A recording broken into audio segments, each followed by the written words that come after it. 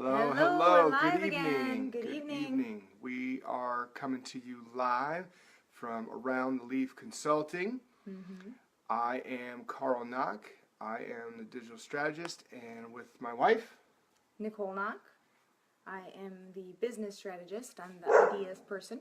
And tonight we're going to be talking about emotional hijacking. yes, It's something that really affects everyone on some level. Some people pretty much live in that state.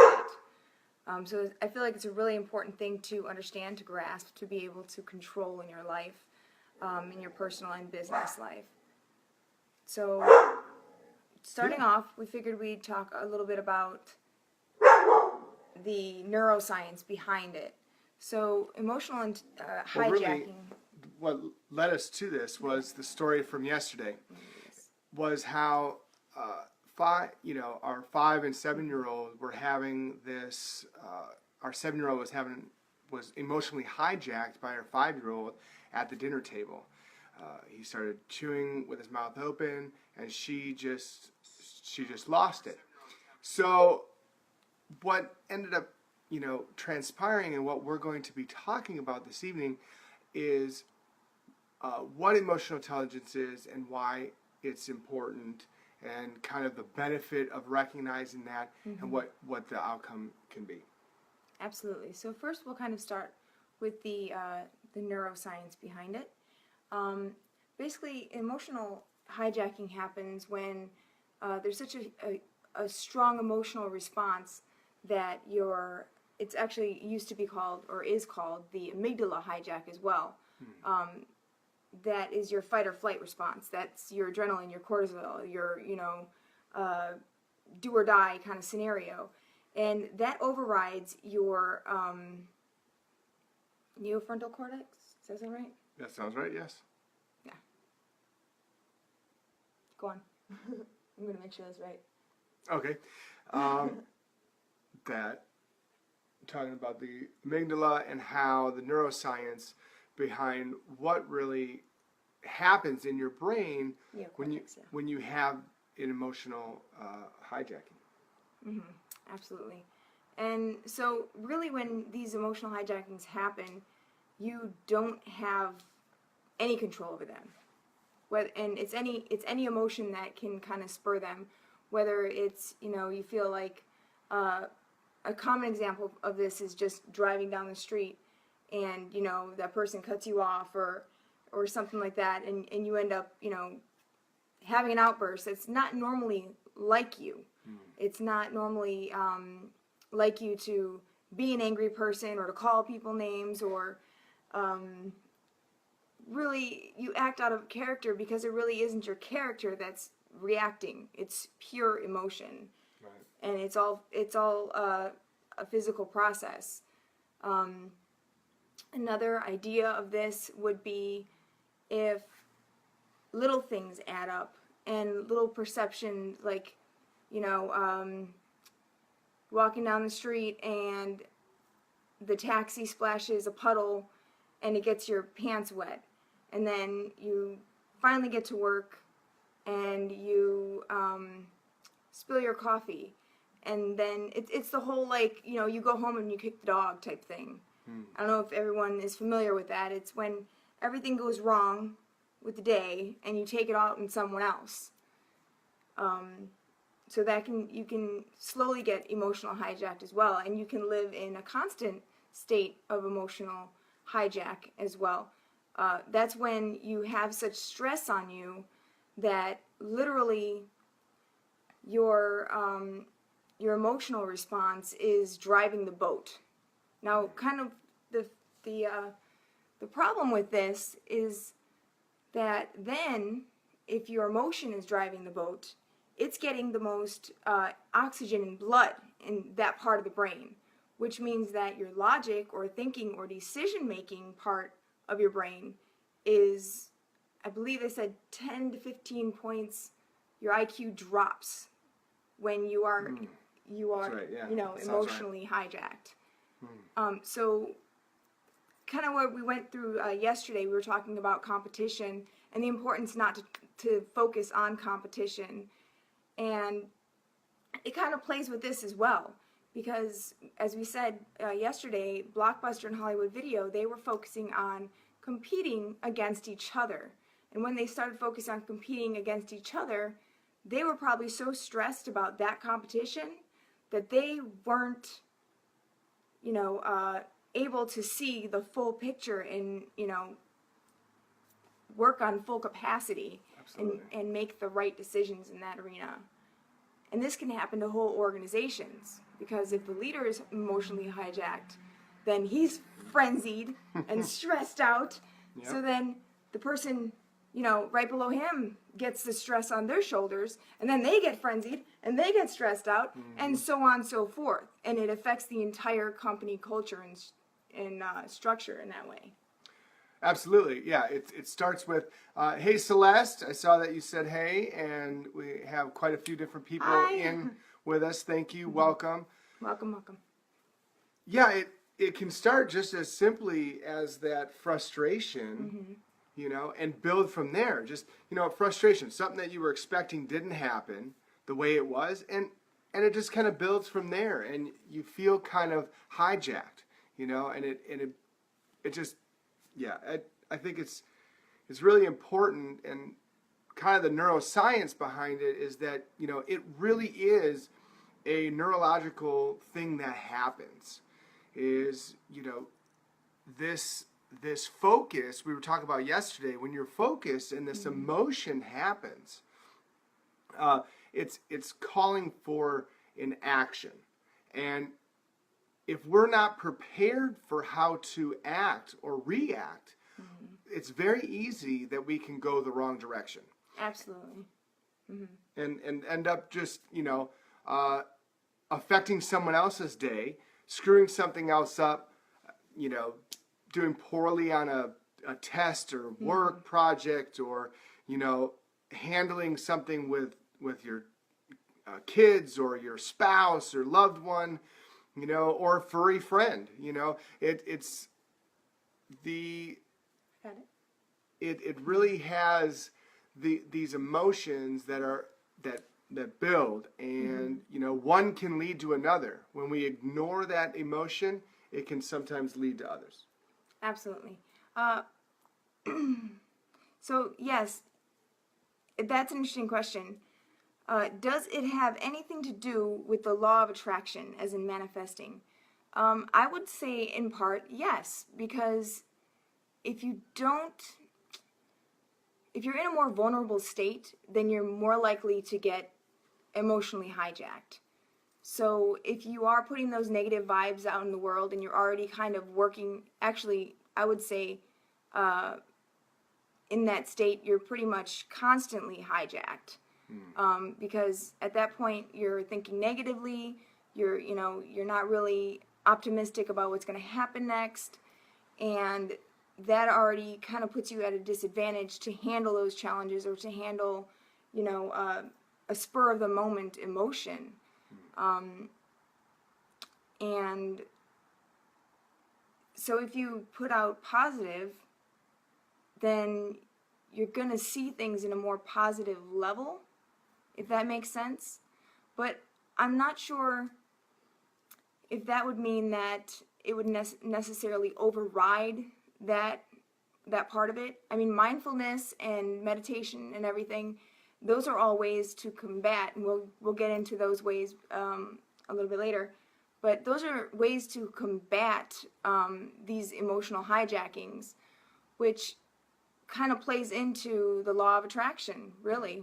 Because if you're doing all those things and you're already focusing on what you want to see in the world, you're already focusing on those kind of practices that would somewhat regulate that emotion or that response, automatic response. Does that answer the question? I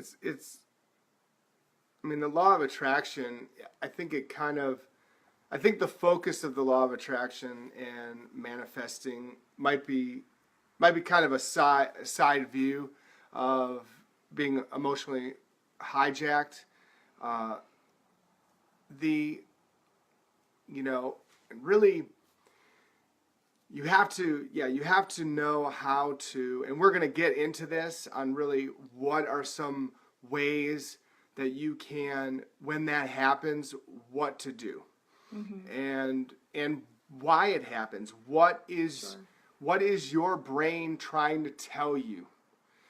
Because it is trying to tell you something, and that's why it creates an emotion. It's a neurological, it's a natural thing to happen, is to have an emotion, and so to try to push it off to the side is not what should happen. It's not really what can happen. The whole premise of this is the reason why the amygdala is there in the first place is the whole, like I said, the fight or flight.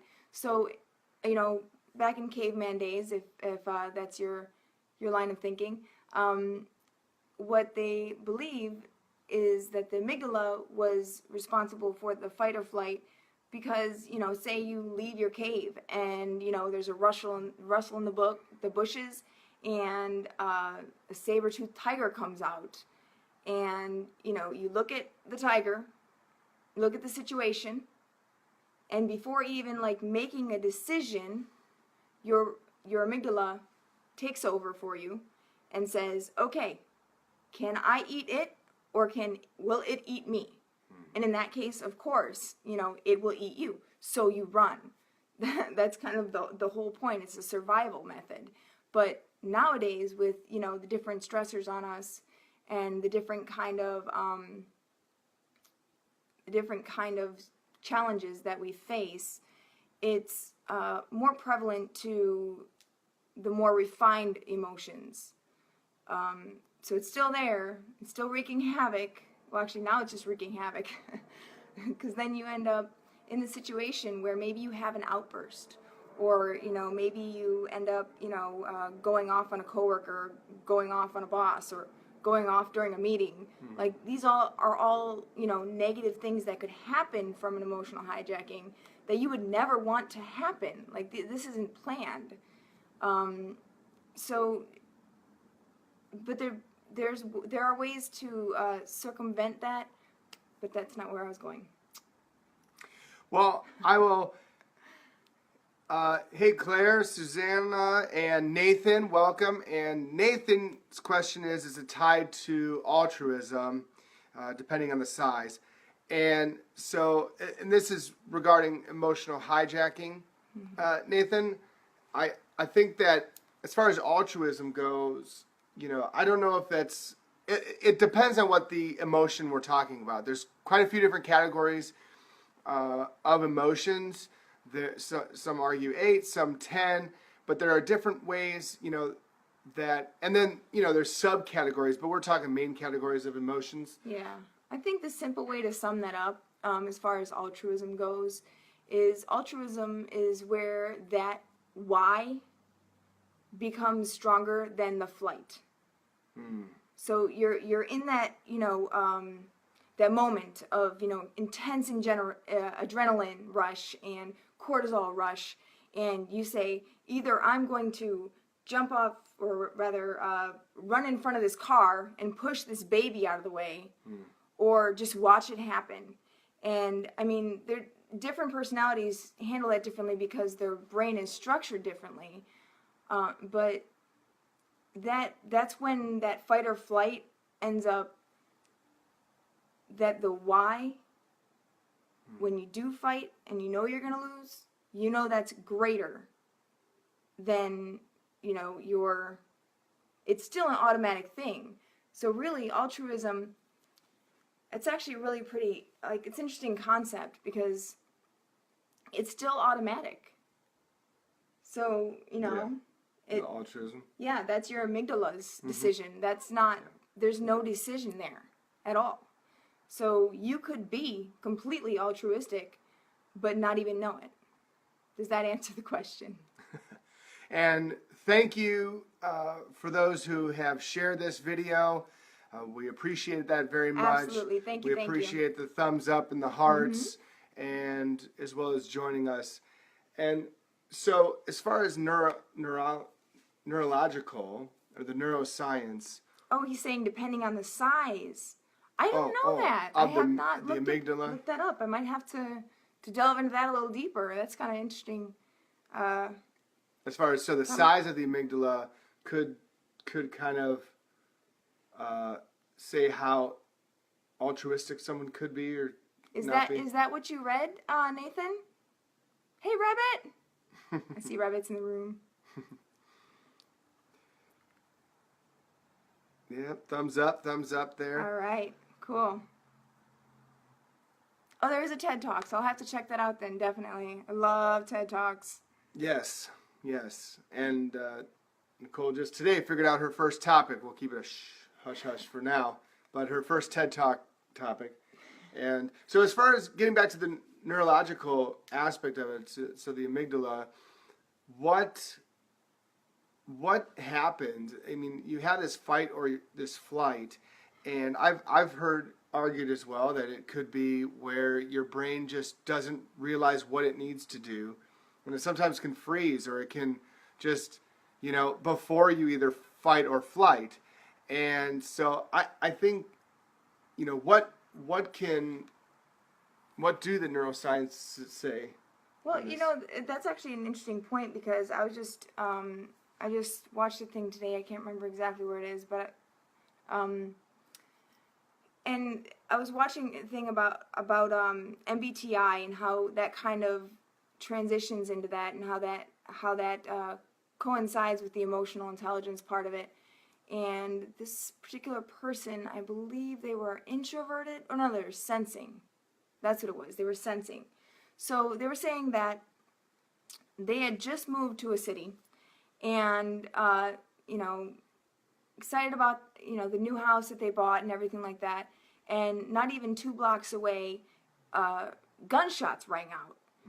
So naturally, everyone around him jumped behind a car, and he went. So I think that has something to do with that freeze. That might definitely have connect the dots there. Yeah, like the brain doesn't Certain register fast enough, and Sure. and that's something that's either it's a danger, that there is a true threat there. That's Hello, Elżbieta. That's very interesting, because I would argue, if there is a TED Talks on the larger amygdala, that I probably have a larger amygdala, because I have not really cared and not really thought it through and put myself in dangerous situations to protect others, if that makes sense. And it's interesting. I digress. Celeste, yeah, sort of. Emotional hijacking is more of just the beginner step. PTSD would be that's a very specific thing. That's usually caused by an event, and it can be an emotion of regret, guilt, anger. There's quite a different. PTSD, as far as the condition is concerned. It's an underlying no, don't get us wrong. We are not psychologists at all whatsoever. So PTSD, just from my understanding, is kind of this underlying subconscious, repetitive, overwhelming feeling from that moment. So in that way, it has triggers, and I think that's a little bit different than the having to do with the amygdala. Now, it probably could play into it, but I feel like maybe it's more so the triggers that cause that outburst, or cause that fear, or cause that depression even. Does that kind of make sense? I'll definitely have to look into that, though. It's interesting. Probably where the link is so emotional hijacking can and does affect all of us at various different points in time. Where it applies to PTSD, like you were saying, is that emotional hijacking, or that emotion is a trigger for the PTSD. Sure, that and makes at that sense. point there would be that link. but it wouldn't necessarily have to be. So, it's not a true all the time link. Yeah, because I think there's a different part of the brain that's affected by PTSD, and it's not necessarily amygdala related. But again, do not quote me at all whatsoever. I studied sociology. I did not study psychology. Welcome, Mari and Kaylin, my cousin. What's going on? Yeah. So yeah, and are there any like specific things that you guys can like notice are triggers of like emotional hijacking, basically where, you kind of know in that situation that you're going to be hijacked? I can give mine. Mine is based on timing or time. If I feel like I'm rushed for time, and I hold myself to that standard, so that's not really,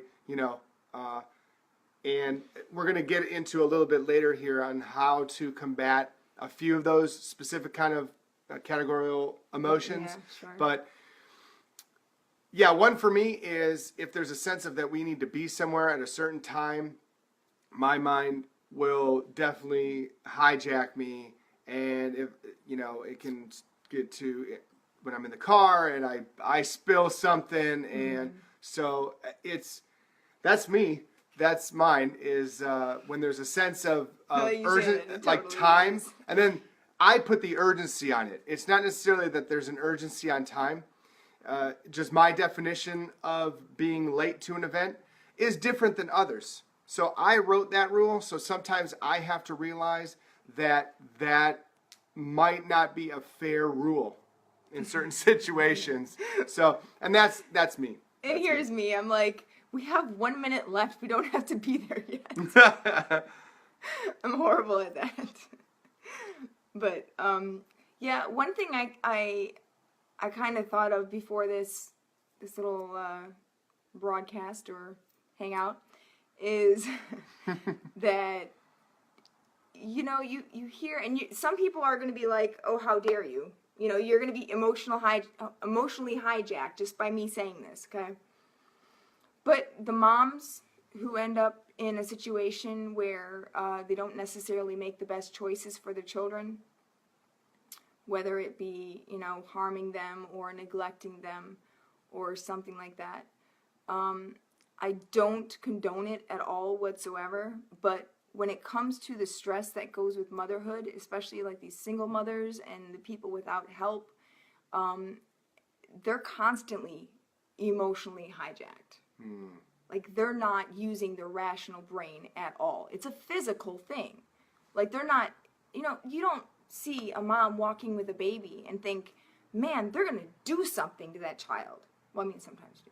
But, like, you don't see a mom walking with a baby and think, that they could ever even think of it. I mean, your baby is your precious child. I mean, like, nobody has, well, I won't say nobody, but rare cases, But when you see these, like, freak things where they were like, well, they were, always a great person, they always were so nice to the kids and they took care of them and everything, and then you hear that happening, that was an emotional hijack. Yeah. So I don't condone it, but the way I am, I like to understand why things happen and the process in creating it, so then we can do something about it.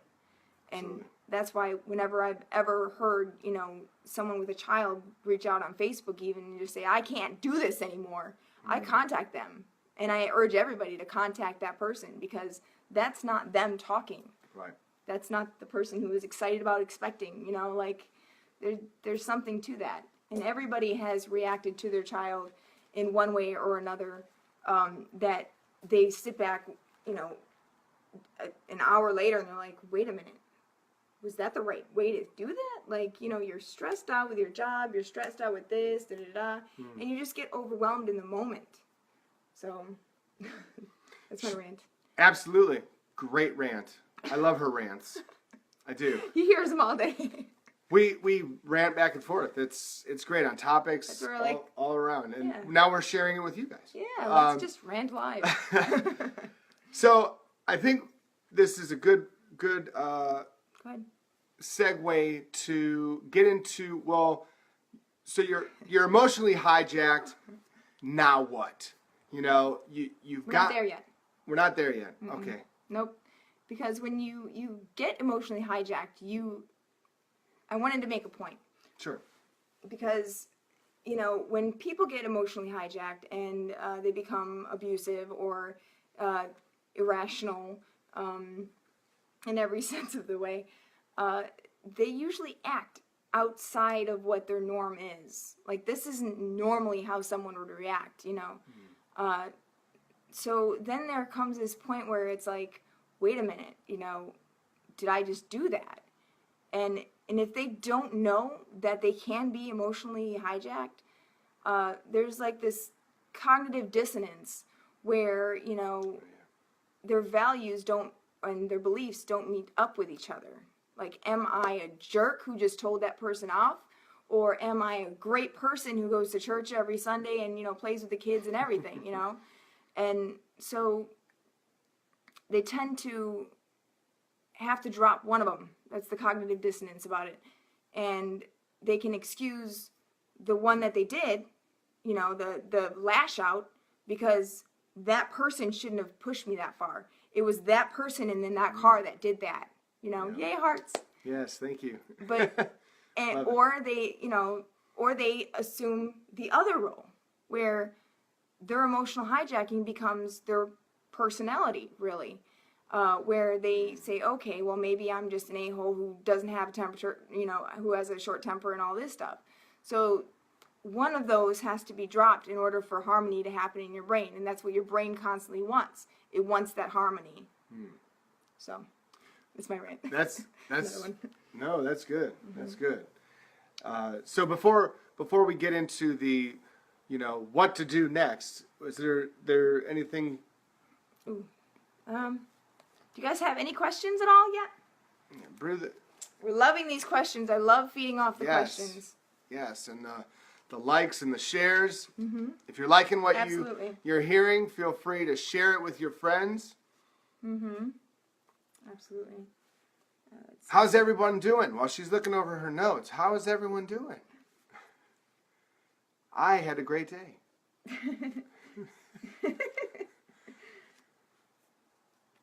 Let's see. So yesterday when we were talking, while she's looking that over, we were talking about, thank you very much, Nathan. We were talking about how that your focus leads to an emotion and your emotion leads to action. And so, you know, what an emotion is it's a signal to your brain saying you need to make an action. You need to make a change. Now, what that change or what that action is really depends on which emotion you are experiencing. Sure. And, you know, I'm not sure if I can talk on that, but something just popped in my head. The thought of, you know, when you don't want to do something, like when it just does not, you know, go well with you. Like, for example, me, I'm not an analytical person. I'm a creative person. I, you know, do my problem solving and, you know, in my creative space more so than, you know, well, I mean, data does play into it, but it's mostly my creative space. Some people can look at numbers and they can look at static elements all day long. And, crap, where was I going with that? Analytical and that you're more creative. Sorry, guys. I'm being emotionally hijacked. Well, we should identify that emotion.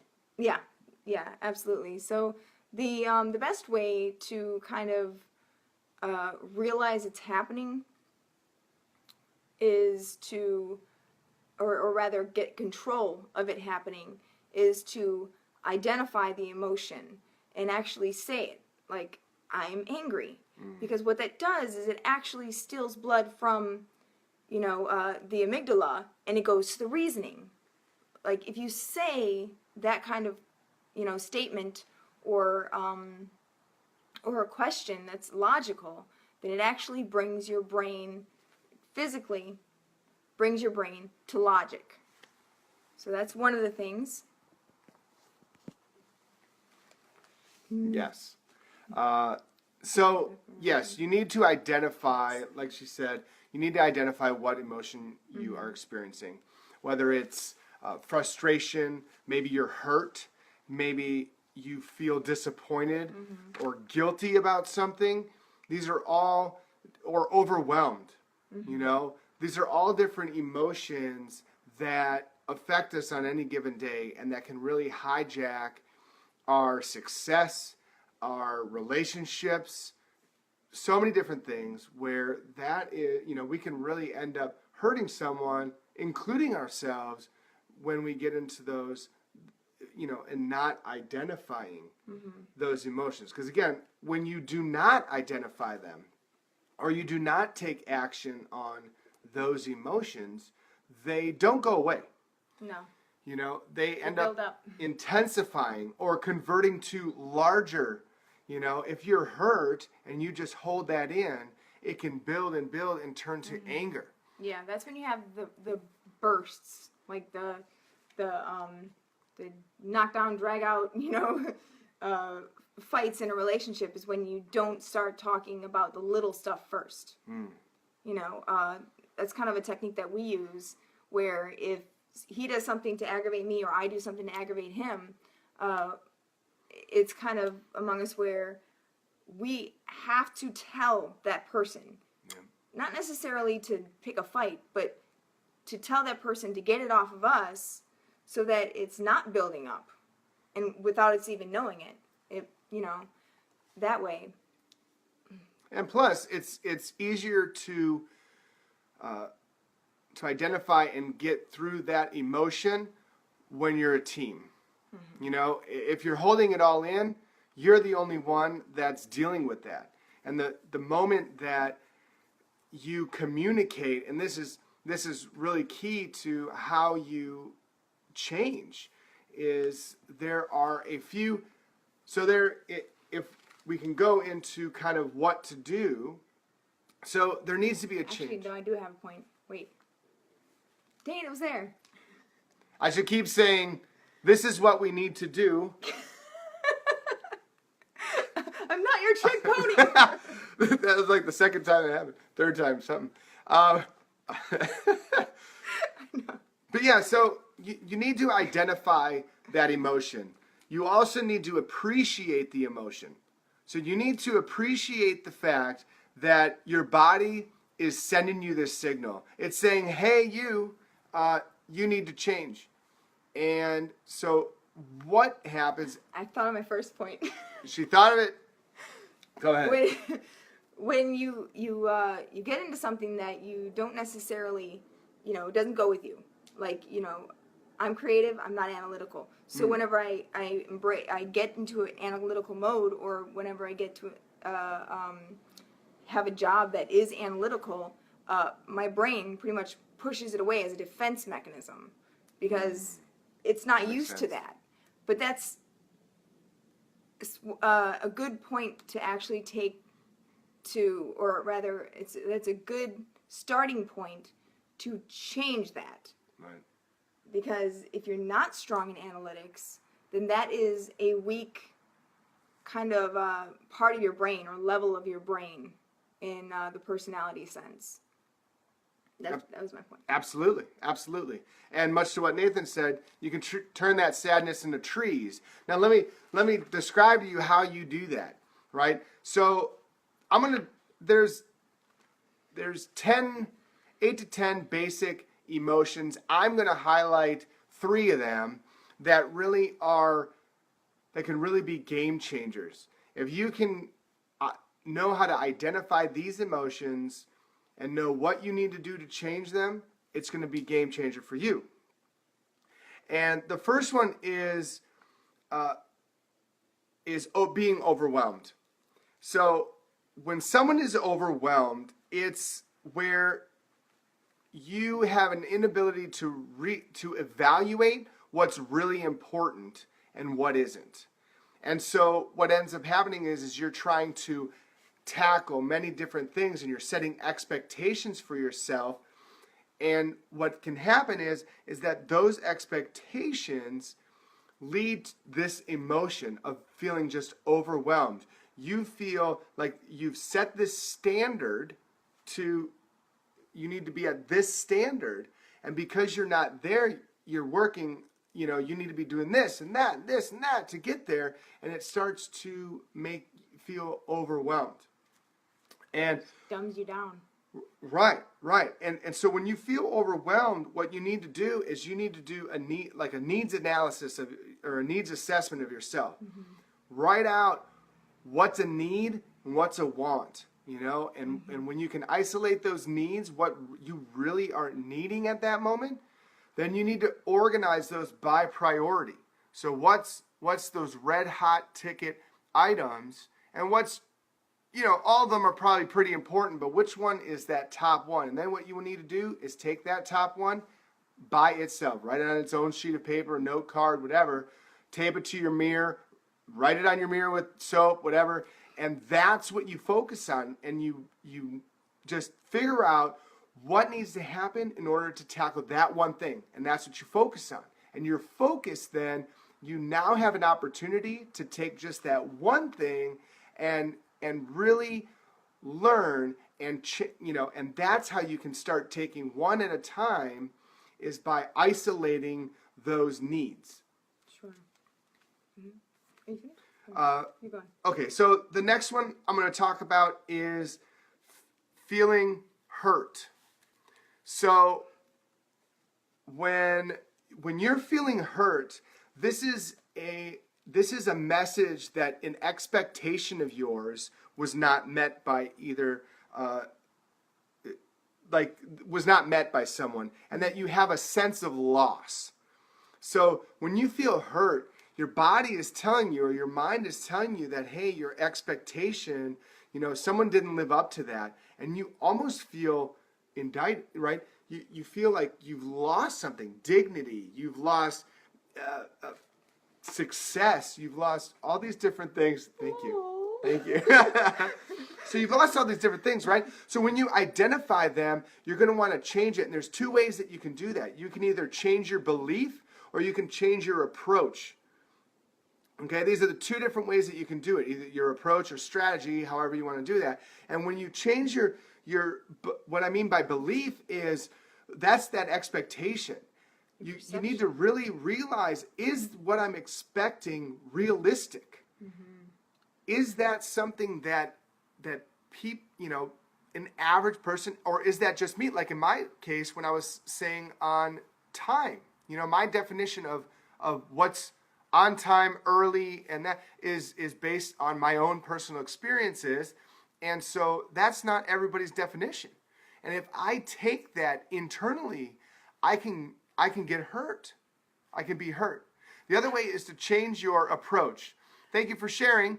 Yes, thank you. Is to change your approach. Maybe I'm not communicating my feelings or how I'm feeling about this. I'm not communicating that properly to the people that I love, to my coworkers, to my boss, right? That my boss keeps giving all the good assignments to someone else. I feel hurt by that. I had an expectation based on my resume that I gave them and my interactions with him, him or her, that they were going to give me the good stuff, and here I am just stuck in the sorting papers, and so there's this expectation. Maybe I did not communicate well enough to that person on what my needs were and what my expectations were. Mm-hmm. And so that's how to really identify that hurt feeling and what you can do to be able to get over that or heal that hurt. And it's a lot of this time, especially when it comes to hurt, it can take time. Yeah. That's a big thing, is just a caveat to that, Sure. I've seen so many people like that. They're just like, drone going through work, and they're They're getting passed up for this, passed up for that, not really trusted enough to, build up and get to the next level. And, that's a constant state of emotional hijack.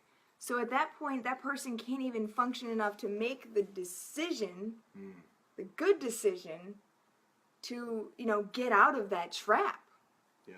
And a lot of people are walking around and they just don't know that they're completely, at a constant state of emotional hijack. Yeah. Yeah. Absolutely. Absolutely. Yeah. If you're feeling this, especially hurt. Yeah. You're not doing justice to yourself, and your brain and your body is trying to tell you that something needs to change. Either your belief, and if it's really a strong belief where it starts moving to that anger, that means that a standard of yours has been compromised. Thank you. Has been compromised. Has been compromised, and still it's something that needs to change. Either your belief or your approach.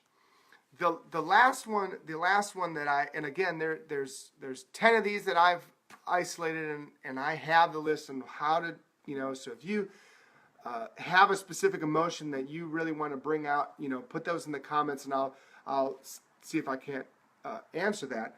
Is the last one is guilt. And so guilt is where you have violated your own standard.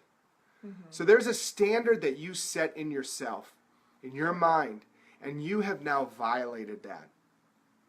And it's calling for your mind and your body is calling for an immediate action, immediate change. You really need to, figure out and how you can handle guilt. And this can be tough because sometimes guilt is based on something that happened and, an interaction that you had with someone that's no longer here. Or doesn't care. That relationship has ended and there's no going back, and you feel guilty. You feel guilty for how you handled that. And so the way to go is, again, you're identifying it, you're appreciating it because your body is trying to tell you that you need to change. You need to unlock this and unchain yourself from this guilt. And that is you're going to change and you're going to recognize either that present behavior or in the future, what you're going to do, to change your here and now, or what you're going to do in the future. So if you're dealing with somebody similar to that person or in a similar relationship, that you're going to know, hey, whoa, wait, I need to catch this early. I need to realize what I'm saying, how I'm communicating my needs, to be able to make sure that I am not going to be putting myself and this person in a position where maybe we're both walking away feeling guilty, feeling hurt, anger. Sure. It's interesting that you said, put yourself in that now, and see it for what it is. And then basically what you're saying is build a plan. Correct. Yes. Of healing. So that's another way to kind of protect yourself against emotional hijacking, is really mindfulness and meditating. I kind of touched on this earlier, but studies have shown, and they've done functional MRI studies on this, and even 20 minutes of just mindfulness where you're maybe just like sitting there and breathing out of your nose, but then focusing on the breath that's coming out of your nose. It's such a powerful tactic. Like sometimes I get nervous on this show because I'm not a show kind of person. I'm a backstage techie person, but so sometimes I get nervous, and that's literally what I do. And my heart rate goes down. Everything, it grounds me. Grounding is a big thing, especially in the branch off of anxiety, panic attacks, depression, that kind of stuff. Grounding and knowing that you are here, and focusing your brain, really taking that power away from the amygdala to process, to control your brain.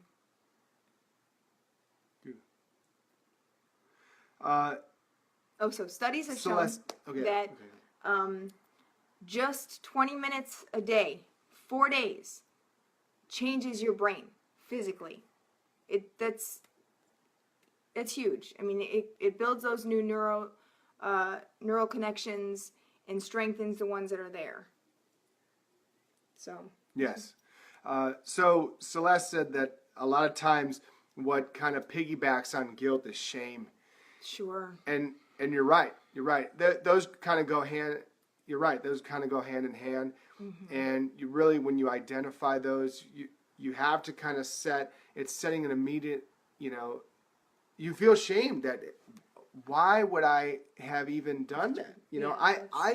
I'm not that type of person. I don't do that. Yeah. There's been a lot of psychological studies about shame as well. And just dealing with people, raising children especially, no matter what they do, you don't want them to feel shame for it. They can have repercussions for their actions, but not that, it's personally them that's wrong with the situation. It's an action that was wrong with the situation. I mean, it's a very thin line, and people get that mixed up sometimes, where it's very easy to make someone feel like it's them to the core, fundamentally, and for them to pick that up and then gain that as an aspect of or a part of their personality, when they're growing up. So even when,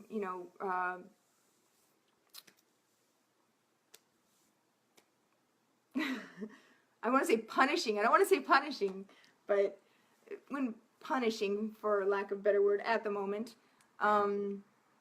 your child, that's the biggest thing you need to not make them feel is the guilt and the shame. And that's difficult because a lot of it is, trying to hammer it home to them like, hey, this is not good. This is not good what you did, But their little minds perceive things differently, and it could very easily turn into a position where, insecurity sets in and shame really sets in. And that's just a vicious cycle, because once you prescribe to that, then all of the other actions that you have are kind of part of your identity. And that's, how God made you, and, you'll never get any better. And that's completely not true, and anybody can get better. Absolutely. Yeah, yeah. And Nathan was saying, with punishment, it's kind of this negative reinforcement. Sure. And so, you're right. It builds in on that. And really any kind of punishment or redirection, depending on, again, the perception, right? So that belief of someone the other party kind of controls what they're believing. So you could be, out of the gracious of your heart, just trying to steer them in the right direction, and they, based on their belief or what they think, their viewpoint, they're just not having it, and they're rejecting what you're offering. And which actually kind of leads to another good point, is that when someone sees you a certain way and you don't see yourself that way, and you can either take what they said and keep it, or you can reject it. And a lot of times what I'd recommend is just to reject it, because the more you conform to someone else's view of you or what they feel you should be, right, the less authentic you are. I mean, there is a question of authenticity to begin with because of socialization and conditioning through childhood. Sure, yeah. But, these moments are like, make or break for really your personality or your psyche. And if you conform to to people's opinion of you, then that becomes more their perception of you and not your perception of that you want to show the world, if that makes sense. Yeah, yes, it does. It does. Mm-hmm. And so, kind of in wrapping up, we will, if you have any other questions or emotions, like I said, I have built kind of... he is research. I did lot of research on ways to get over, emotions of frustration or loneliness. That if you're really, that's where you are, you can either message me separately and I can help you, or, feel free to comment below. But for the sake of time, I think we'll kind of wrap this up. And again, thank you for all the interactions. Hi, Amy. Hey, Amy. For all the interactions, the hearts and the comments. Yes. And the shares. And the sharing, yes. And again, it's awesome. We're gonna keep doing this 10 o'clock Monday through Friday Eastern time. And ways to stay connected with us is like this page, the Around the Leaf page, as well as you can visit our website, www.aroundtheleaf.com. Subscribe.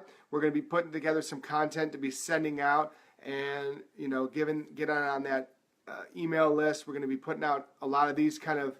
I can be putting out the whole list and what you can do to really overcome those emotions and really get out of that emotional hijacking that you may not even realize you're in. You may just be living, like Nicole said, you might just be living an emotional hijack life.